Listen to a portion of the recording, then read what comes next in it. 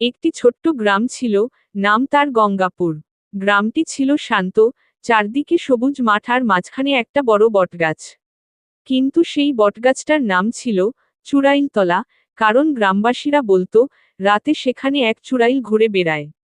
দীপু, গ্রামের কিশোর, এসব গল্পে বিশ্বাস করত না। তার মনে হয়েছিল সবই বানানো কথা।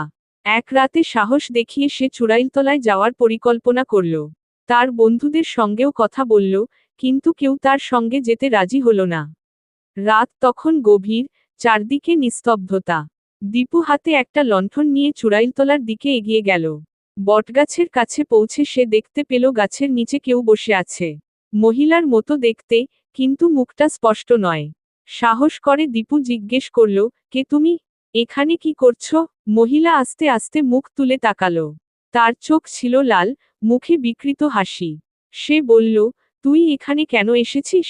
জানিস না এই গাছ আমার?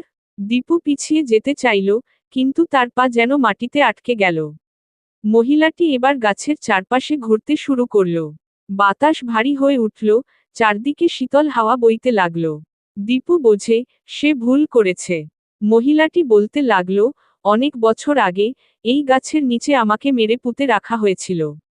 আমার জীবনের স্বপ্ন ভেঙে দিয়েছিল যারা, তাদের রক্ত দিয়ে আমি প্রতিশোধ নিয়েছি। তুইও কি তাদের একজন?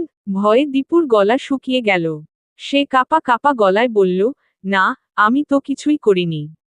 আমি শুধু গল্পের সত্যতা জানতে এসেছিলাম।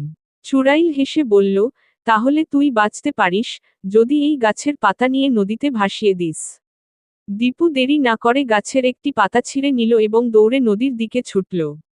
নদীতে পাতা ভাসানোর পর বাতাস থেমে গেল। দীপু পেছনে ফিরে দেখল, চুড়াইল আর নেই। সে গ্রামে ফিরে এল এবং সবার কাছে প্রতিজ্ঞা করল, আর কখনো চুড়াইলতলার কাছে যাবে না। তবে গঙ্গাপুরের মানুষ এখনো বিশ্বাস করে, বটগাছের নিচে কেউ গেলে সেই চুড়াইল তার সাথে খেলা করবে। দীপু এখনো মাঝেমধ্যে রাতে সেই লাল চোখের কথা মনে করে কেঁপে ওঠে।